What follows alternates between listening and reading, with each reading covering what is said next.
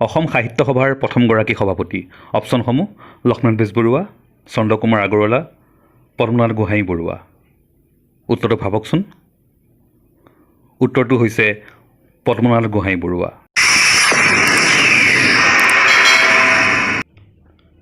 কিমান চনত অসম সাহিত্য সভাৰ প্ৰথম অধিৱেশন অনুষ্ঠিত হৈছিল?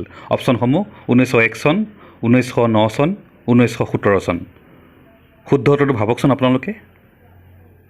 উত্তৰটো হৈছে 3 নম্বৰ 1917 চন।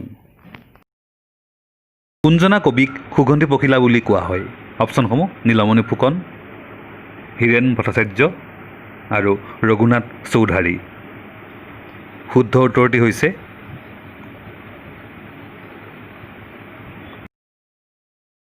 হীৰেণ ভট্টাচাৰ্য।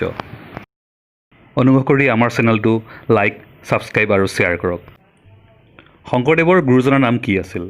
অপশ্যনসমূহ মাধৱ কন্দলী, কুসুম্বৰ ভূঞা আৰু মহেন্দ্ৰ কন্দলী। ভাবকচোন উত্তৰটো কি? উত্তৰটো হৈছে মহেন্দ্ৰ কন্দলী।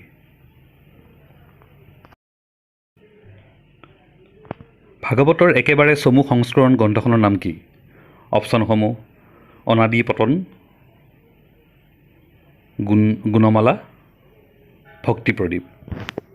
উত্তৰটি শুদ্ধ উত্তৰটি হৈছে 2 নম্বৰ গুণমালা। কীৰ্তনৰ ৰচক কোন? অপশ্যনসমূহ মহাপুৰুষ মাধৱদেৱ, মহাপুৰুষ শংকৰদেৱ আৰু মাধৱ কন্দলী। উত্তৰটি শুদ্ধ উত্তৰটি হৈছে 2 নম্বৰ মহাপুৰুষ শংকৰদেৱ। মাধৱদেৱৰ নাটকবোৰক কি বুলি কোৱা হয়? অপশ্যনসমূহ ঝুমুৰা, প্ৰকৰণ আৰু সত্ৰক। শুদ্ধ উত্তৰটি হৈছে অপশ্যন 1 ঝুমুৰা। জোনাকী কাকতখনৰ প্ৰথমগৰাকী সম্পাদক কোন আছিলে? অপশ্যনসমূহ হেমচন্দ্ৰ গোস্বামী, চন্দ্ৰকুমাৰ আগৰৱালা আৰু লক্ষ্মীনাথ বেজবৰুৱা। শুদ্ধ উত্তৰটি হৈছে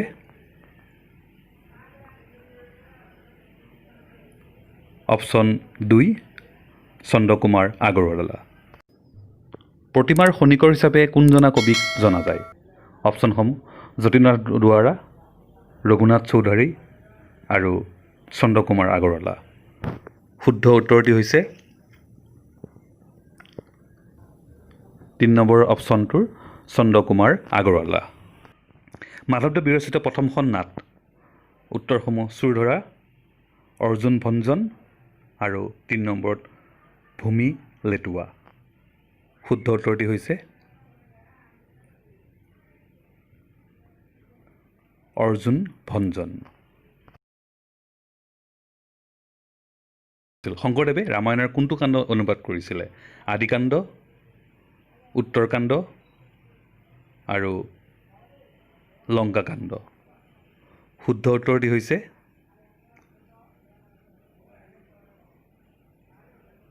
উত্তৰকাণ্ড।